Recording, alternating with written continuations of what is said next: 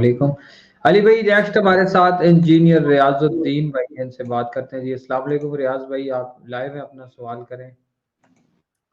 السلام جی السلام جی علیکم۔ وعلیکم السلام جی ریاض بھائی، میں نے لائف سٹوری بھی آپ کی سن لی تھی، سوال کریں اپنا۔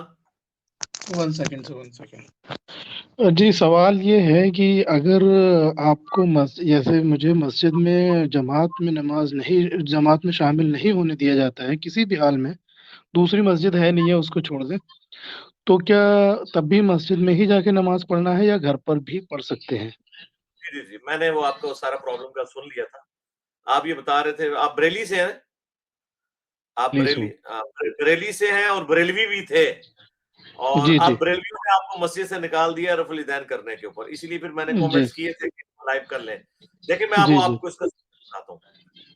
پہلی بات تو یہ ہے کہ یہ بڑے دکھ کی بات ہے کہ ایک مسلمان دوسرے مسلمان کو اختلاف کرنے کے اوپر، اور وہ اختلاف بھی سنت کے مطابق ہے، جو ہے مسجد سے نکال رہا ہے۔ یہ بہت بڑا المیہ ہے۔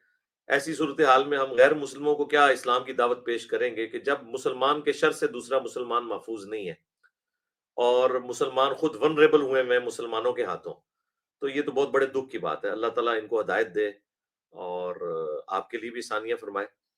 اب اس کا میں آپ کو سلوشن یہ بتاتا ہوں۔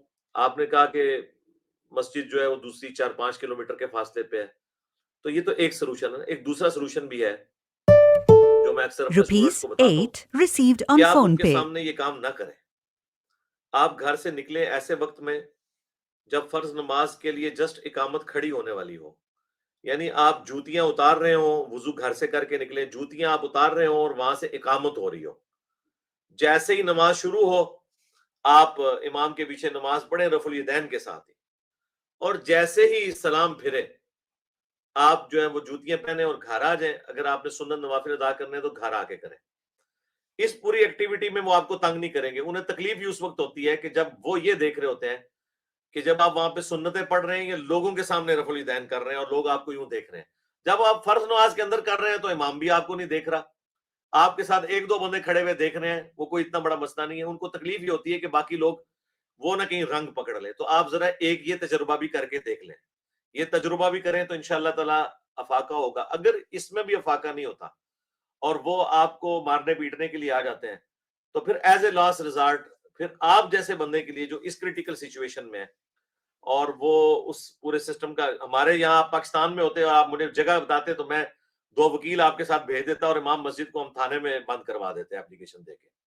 اب آپ تو بریلی میں بیٹھے ہوئے ہیں، یہاں پاکستان میں تو کوئی جرت نہیں کر سکتا اللہ کے فضل سے، ایسی کی تیسی ان کی کوئی ایسی حرکت کر کے دیکھیں۔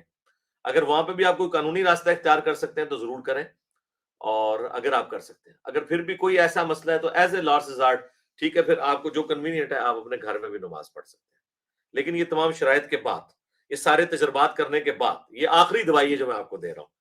ٹھیک ہے ٹھیک ہوگا جی ریاض بھائی؟ اور جی ایک کوشچن اور ہے، میں نے اصل میں ان سے آج بات کری تھی، 8-10 لوگوں سے، الگ الگ لوگوں سے آج بات کری تھی اسی مسئلے پہ، تو میں نے ان سے، انہوں نے کہا تھا کہ ہمارے عالم سے مل لیں، اور میں پھر ملا، بہت ساری باتیں ہوں ان میں، انہوں نے مجھ سے ایک کوئی بات کہی، فائدہ ہاں نہیں۔ وہ کوئی فائدہ نہیں، لیکن انہوں نے مجھ سے ایک بات کہی کہ انہوں نے اپنے لیے کہا کہ ہم تو مشرک ہیں، انہوں نے کہا تو ہم مشرک ہیں۔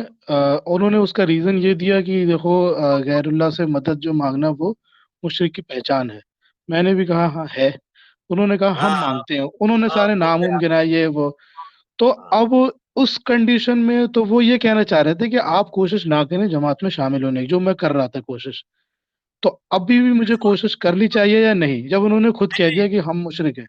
وہ انہوں نے آپ کا بس ویک پوائنٹ پکڑ لیا نا، دیکھیں نا انہوں نے یہ، یعنی کتنی بڑی بات ہے کہ ایک مسلمان اپنے آپ کو خود مشرک کہہ رہے ہیں۔ اس سے پہلے مر نہ جائے کوئی انسان کے مسلمان ہوتے ہوئے اپنے آپ کو خود مشرک کہہ رہے ہیں، وہ اندازہ کریں۔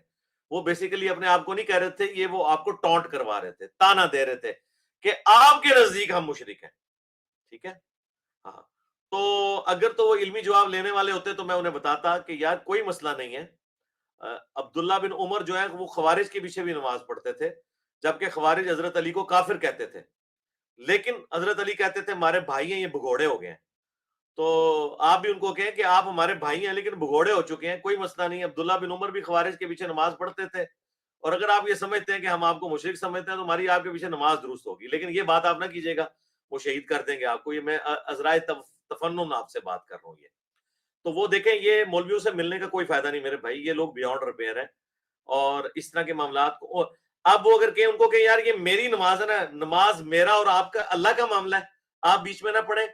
اور دوسری بات آپ کی تسلی کے لیے یہ ہے, انہیں کہیں کہ اگر آپ نے مجھے یہاں سے نکالنا ہے نا, تو آپ نماز میں ایاک نعبد و ایاک نستعین کی جگہ جس دن آپ یا علی مدد یا شیخ عبد القادر جیلانی یا معین الدین چشتی پار لگا دے کشتی, جس دن آپ سورہ فاتحہ کی جگہ یہ پڑھیں گے نا, اس دن میں آپ کے پیچھے نماز نہیں پڑھوں گا.